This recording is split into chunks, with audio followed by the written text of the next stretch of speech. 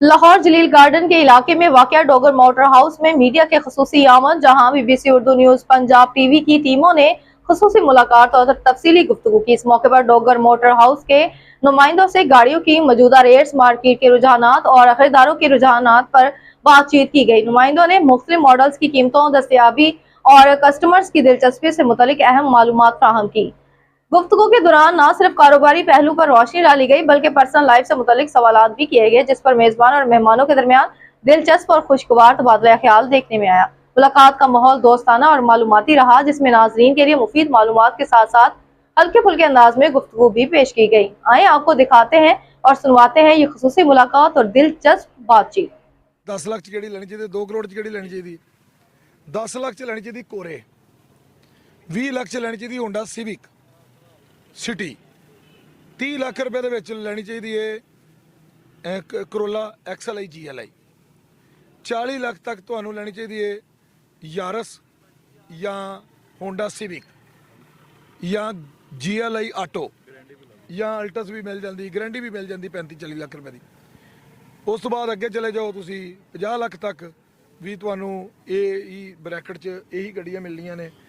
60 ਲੱਖ ਤੱਕ ਤੁਹਾਨੂੰ ਸਪੋਰਟੇਜ ਲਵੋ, ਟਸੌਨ ਲਵੋ ਜਾਂ ਆਪਣਾ ਜਿਹੜਾ HR ਵੀ ਲੈ ਲਓ, ਬਿਹਤਰੀਨ ਗੱਡੀਆਂ ਨੇ।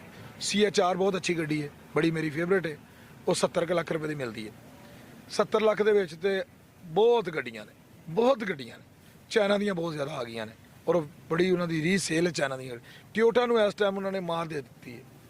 70 ਲੱਖ ਤੇ ਜਾ ਕੇ ਟਿਓਟਾ ਨਹੀਂ ਵਿਕ ਰਿਹਾ, 70 ਤੋਂ ਥੱਲੇ ਟਿਓਟਾ ਵਿਕ ਰਿਹਾ, 50 ਲੱਖ ਤੋਂ ਥੱਲੇ ਟਿਓਟਾ ਅਲਟਸ ਗ੍ਰੈਂਡੀ 50-55 ਤੱਕ ਗੱਡੀ ਵਿਕਦੀ, ਇਸ ਤੋਂ ਉੱਤੇ ਨਹੀਂ ਵਿਕਦੀ।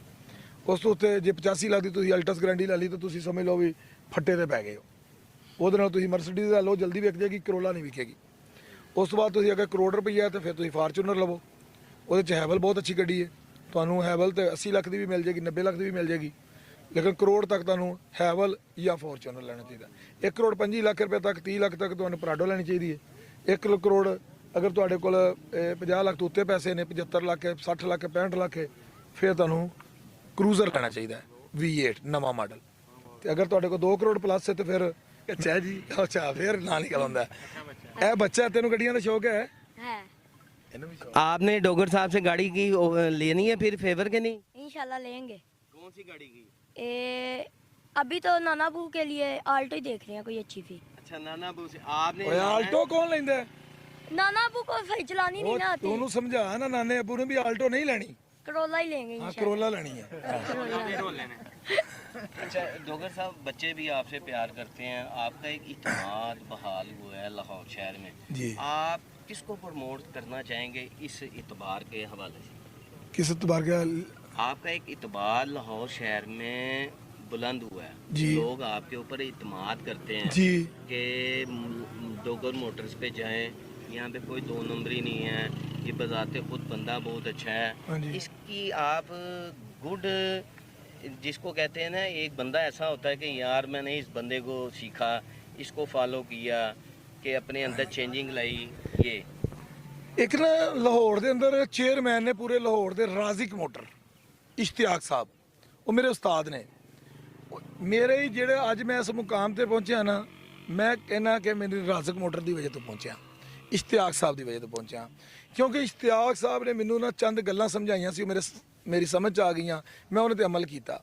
ਮੈਨੂੰ ਉਹਨਾਂ ਨੇ ਇੱਕ ਗੱਲ ਕਹੀ ਸੀ ਨਾ ਕਿ ਪੁੱਤਰ ਅਮੀਰ ਹੋਣਾ ਚਾਹੁੰਦਾ, मैं ਕਿਹਾ ਹਾਂਜੀ। ਉਹਨਾਂ कहा 9 अमीर लोगों से दोस्ती कर लो, 2 साल बाद 10वां अमीर तू होएगा।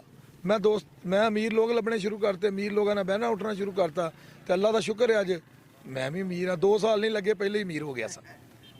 जी जैसा कि हमने आपको एक व्यू दिखाया है डोगर मोटर्स का, उनसे हमने गुफ्तगू भी करवाई थी, अजान हो गई थी, अजान के बाद हम इनसे दोबारा गुफ्तगू करेंगे। जी अस्सलाम वालेकुम। वालेकुम सलाम। कैसे हैं आप? ठीक ठाक। अच्छा हमारा अजान हो गई थी, हमारा क्वेश्चन बीच में रह गया था, आप कंटिन्यू करें।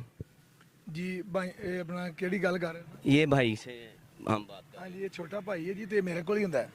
ये तकरीबन शुरू तो अम्मी ने मैनू देता सी और मैं इन्हू पुत्रां तरह ही पालिया। अच्छा वो सारे पुत्रां तरह पालिया है।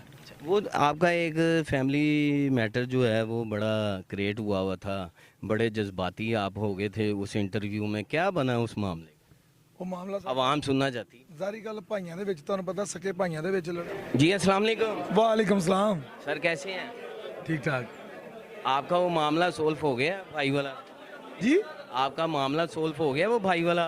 ਹਾਂਜੀ ਹਾਂਜੀ ਹੋ ਗਿਆ ਬਿਲਕੁਲ वो हो गया। ਹਾਂਜੀ ਬਿਲकुल आज हमारा इधर से गुजर हुआ है, एक हमारे मिलने वाले थे, उन्होंने एक गाड़ी ट्रांसफ़र की है।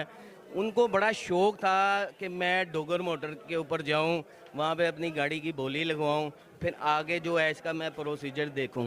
अच्छा, जैसा कि वो आया है, बच्चा आया है इधर, तो उसने देखा है, ये एक हमने नया सिस्टम ही देखा है जो लाहौर शहर में सवाए डोगर मोटर के किसी के ऊपर नहीं देखा। आप इसके बारे में क्या कहना चाहते हैं? और आपके इतने इंटरव्यूज़ हैं, ये आपने व्यू जो है वो आज तक नहीं दिखाया। ये नहीं दिखाते रहते हैं ये सारे जितने भी लोग खड़े हैं ना